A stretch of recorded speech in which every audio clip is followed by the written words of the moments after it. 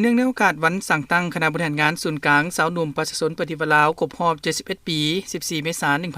1955 14 เมษายน 2026 นี้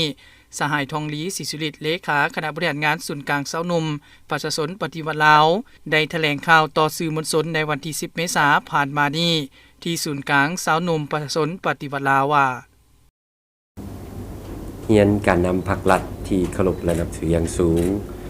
แสดงความนับถือความหักแพงมายังสมาชิกสาวหนุ่มเยาวชนอนุชนและประชาชนลาวบรรดาเผ่าทั้งภายในและต่างประเทศในท่ามกลางบรรยากาศอันเป็นสิริมงคลที่ทั่วภาคทั่วรัฐทั่วปวงชนลาวทั้งชาติพร้อมเบิกบานมวลซื่นเฉลิมฉลองบุญปีใหม่ลาวประจำปีพ.ศ. 2569 มื้อนี้พวกเราร่วมกันแสดงความภาคภูมิใจอย่างสูงสุดเพื่อหวนคืนมูลเสื้อแห่งวีรกรรมอันล้ำค่านั่นคือวันสร้างตั้งคณะสาวหนุ่มประชาชนปฏิวัติลาวครบรอบ 71 ปี เมื่อหวนคืนหลังไป 71 ปีภายใต้แปลวไฟ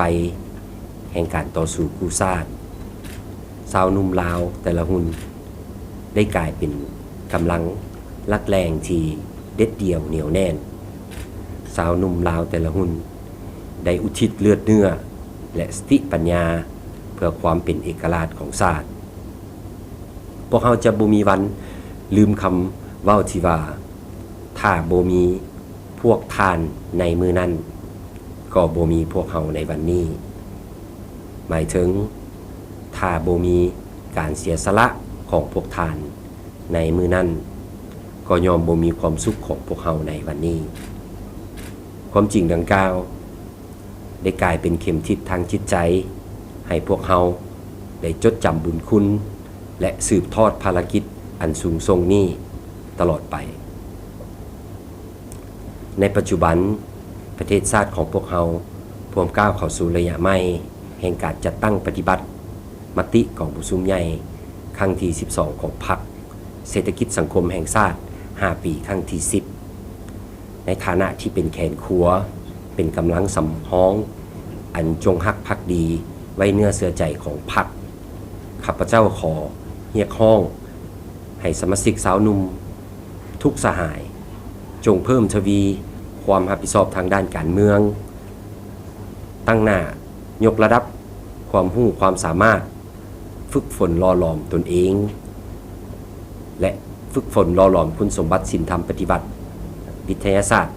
เทคโนโลยีเพื่อหันตนเองให้กลายเป็นบุคลากรที่มีคุณภาพสามารถเป็นกำลังหลักในการสุกยู่การผลิตภายในให้เข้มแข็งและสร้างสรรค์ประเทศชาติให้รุ่งเรืองศรีวิไลวันที่ 14 เมษายนบ่เพียงแต่เป็นวันสร้างตั้งการจัดตั้งสาวหนุ่มเท่านั้นแต่ยังเป็นวันแห่งการเต้าโฮมความสามัคคีเป็นปึกแผ่นของสาวหนุ่มเยาวชนลาวบรรดาเผ่าทั้งภายในและต่างประเทศจงพร้อมกันเปลี่ยนแปลงแนวคิดจากการล้อท่ามาเป็นการบุกทะลุจากการอาศัยมาเป็นการพึ่งตนเองกุ้มตนเองและสร้างความเข้มแข็งด้วยตนเองจงเฮ็ดให้คำขวัญบอนได้ยากสาวหนุ่มเฮาบุกบอนได้ทุกสาวหนุ่มผ่านพาเมื่อได้ชาติต้องการสาวหนุ่มขานอาสาแสดงออกเป็นผลงานตัวจริงในทุกขงเขตเวียกงานในโอกาสอันสง่าราศีและมีความหมายสำคัญนี้ข้าพเจ้าขออวยพรไซอันประเสริฐมายังบรรดาการนำพรรครัฐนักปฏิบัติอาวุโสจงมีสุขภาพแข็งแรงพลานามัยสมบูรณ์มีความผาสุกในส่วนตัวและครอบครัวขอทรงพรไซอันประเสริฐมายังสมาชิกสาวหนุ่มเยาวชนอนุชนบรรดาเผ่าทุกคนจงมีกำลังใจที่เด็ดเดี่ยวมีสติปัญญาที่แหลมคมพร้อมกันเฮ็ดหน้าที่ประจันบานอย่างองอาจกล้าหาญให้สมกับงามยศที่ประธานไก่สอนพรหมวิหารผู้นำที่แสนเคารพฮักได้มอบให้ว่า สาวหนุ่มจงเป็นดังนกอินทรีบ่หวั่นกลัวต่อพายุลมแดงจงกลายเป็นสิทธิ์ไซของยุคสมัยของพวกเฮาเพื่อภารกิจปกปักรักษาและพัฒนาประเทศชาติสาวหนุ่มลาวอาจหารก้าวขึ้น